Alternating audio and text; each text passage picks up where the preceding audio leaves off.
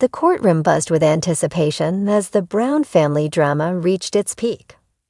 Robyn Brown, the last remaining wife of Kody Brown, sat nervously at the defendant's table. Across from her, Meri and Janelle, her former sister wives, prepared to testify, their faces set with determination. The judge called the court to order, and the proceedings began. Meri, once the legal wife of Kody, took the stand first. She recounted the painful moment when Kody divorced her to marry Robyn, a decision that shattered their family dynamic. "I was blindsided," Meri testified, her voice steady but filled with emotion. "Kody told me he needed to legally marry Robyn to adopt her children. I agreed, thinking it was for the family. But it was the beginning of the end." Janelle followed, her testimony equally damning. She spoke of the growing favoritism towards Robyn, the exclusion of other wives, and the financial decisions that seemed to benefit Robyn disproportionately. "We all contributed to the family pot," Janelle explained. "But when it came time to buy Robyn a house, we were left out of the decision-making. It felt like we were being pushed aside." The courtroom was silent as the gravity of their words sank in. Robyn sat motionless, her face pale, as the accusations mounted. The family's financial secrets. As the trial progressed, the financial aspects of the Brown family's relationships came under scrutiny. Documents were presented showing that while Robyn had been struggling financially, the family had pooled their resources to purchase her a $1.65 million home. "We all pitched in," Janelle revealed. "But when it came time to put our names on the mortgage, we were told it was for Robyn's protection. It felt like we were being kept out of the loop." Meri added, "We trusted Kody to manage our finances, but it became clear that he was prioritizing Robyn's needs over the rest of us." The defense attempted to argue that the financial decisions were made with the family's best interests at heart, but the evidence suggested otherwise. The judge took note, and the public began to question the true nature of the Brown family's finances. The emotional toll. Beyond the financial and legal disputes, the emotional toll on the family was evident. Meri spoke of the isolation she felt after her divorce from Kody, and Janelle described the strain on her relationship with her children as they witnessed the family's unraveling. "I tried to keep it together for my kids," Janelle said, her voice breaking. "But it was hard. They saw the favoritism, the lies, and they started to pull away." Meri nodded in agreement. "We all tried to make it work, but it was clear that Robyn was Kody's priority. We were left to pick up the pieces." The courtroom was filled with emotion as the women recounted their experiences. The public watched in shock as the facade of the Brown family's perfect life crumbled. Robyn's defense. When Robyn finally took the stand, she attempted to defend her actions.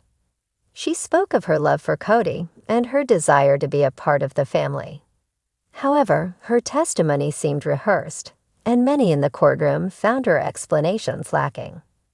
"I never intended to hurt anyone," Robyn claimed.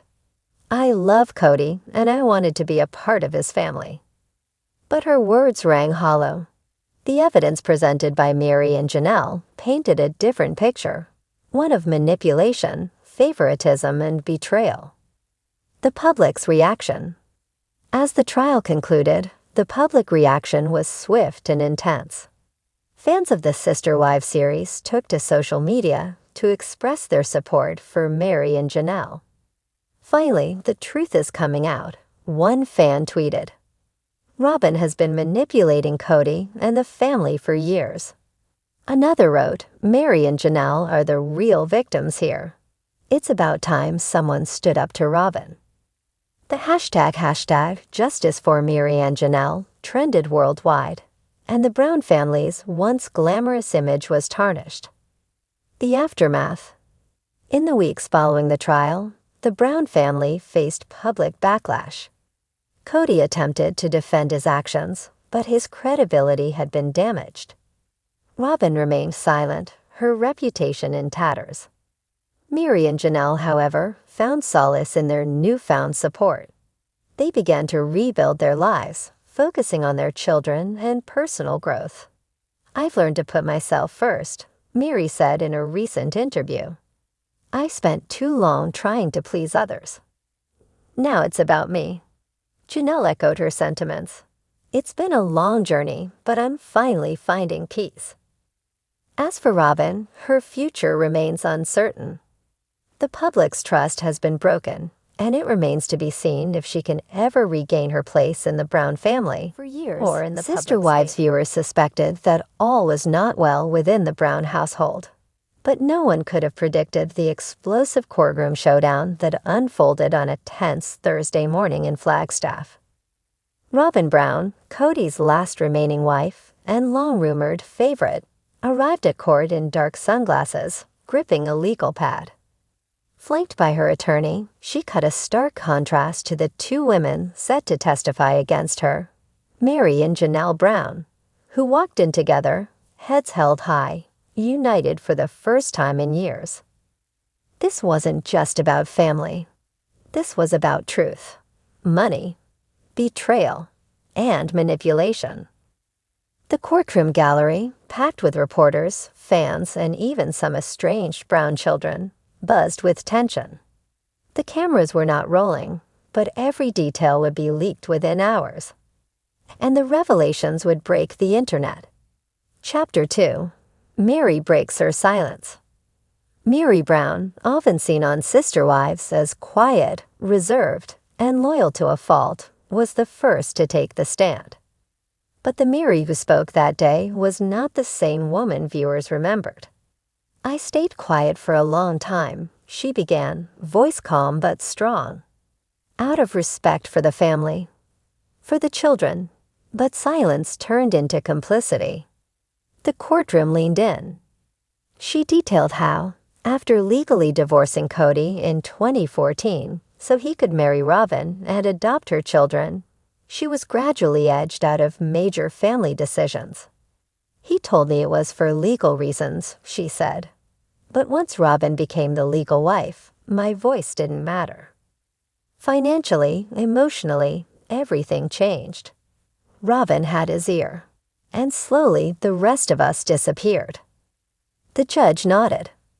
Meri's timeline was backed by legal documents showing changes in property ownership, bank account access, and decision-making authority, all consolidating around Robyn and Kody. Chapter 3. Janelle drops the bombshell. Next came Janelle Brown, the pragmatic, independent-minded second wife who had recently separated from Kody.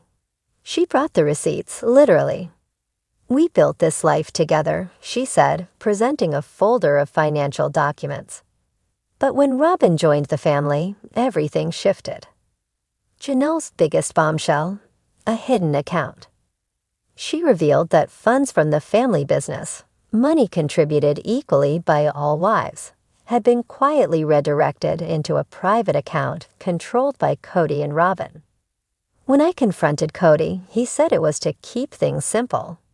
But what he really meant was to funnel our shared earnings into Robyn's expenses.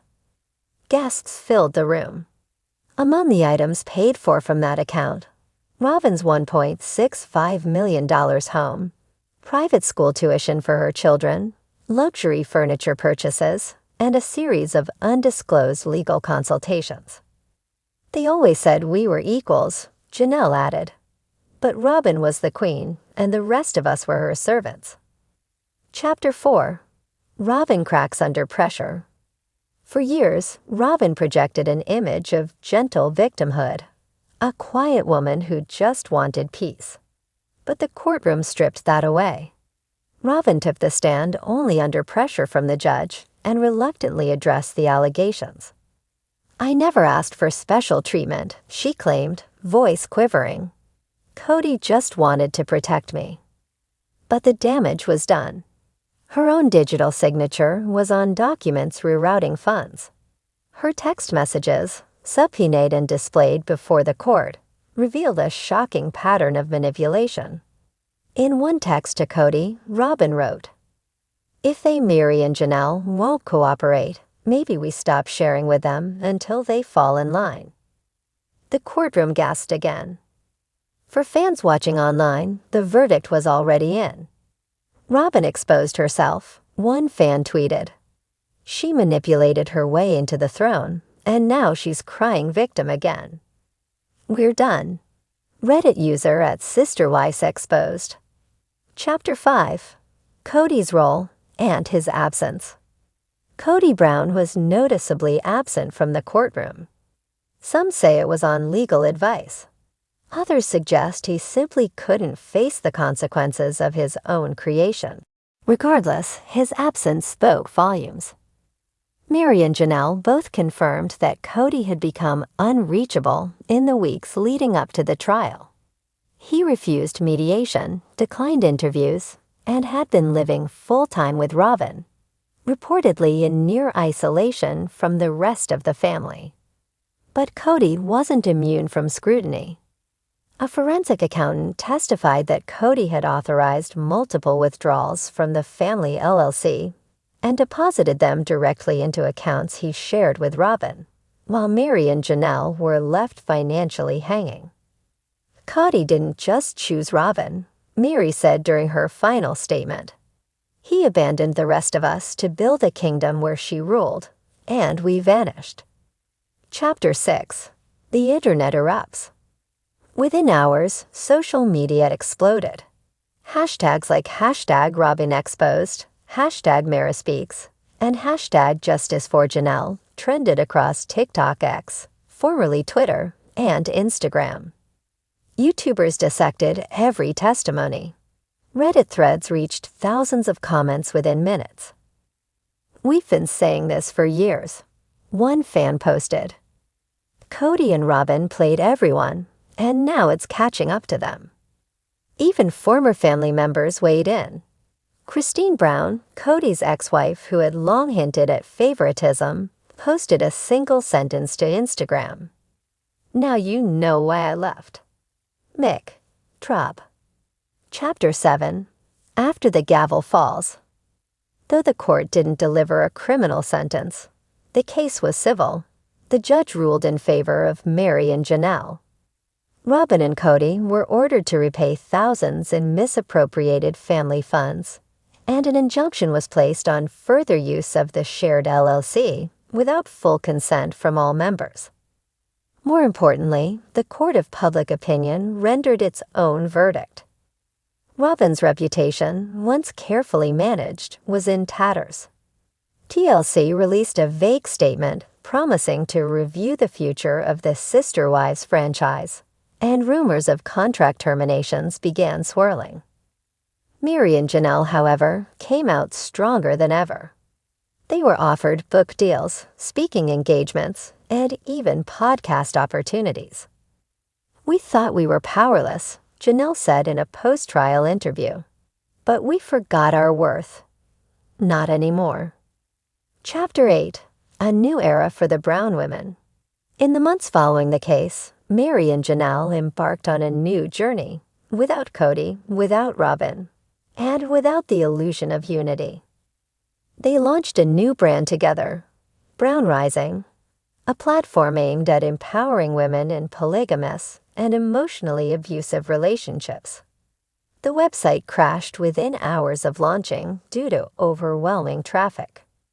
Their first blog post read, "We were silenced for years, gaslit, dismissed, but now we speak, not just for us, but for every woman who's been told she's less than. This is our rise." And rise they did. Final chapter. Robyn's isolation. Robyn, once the queen of the Brown Empire, now lives in near-total privacy. Sources say her children have been affected by the backlash, and the once luxurious Flagstaff home has become a fortress of silence. She's been seen rarely, no longer with her signature smile, no longer the softly spoken favorite. The mask is gone, and in its place, a legacy rewritten by two women who refused to stay silent. The legacy reclaimed. Meri and Janelle didn't just testify. They tore down a toxic system built on favoritism, secrecy, and manipulation. They reminded millions watching that even after decades of silence, your voice can still roar. They were once sister wives. Now they are survivors, leaders, and the authors of their own future.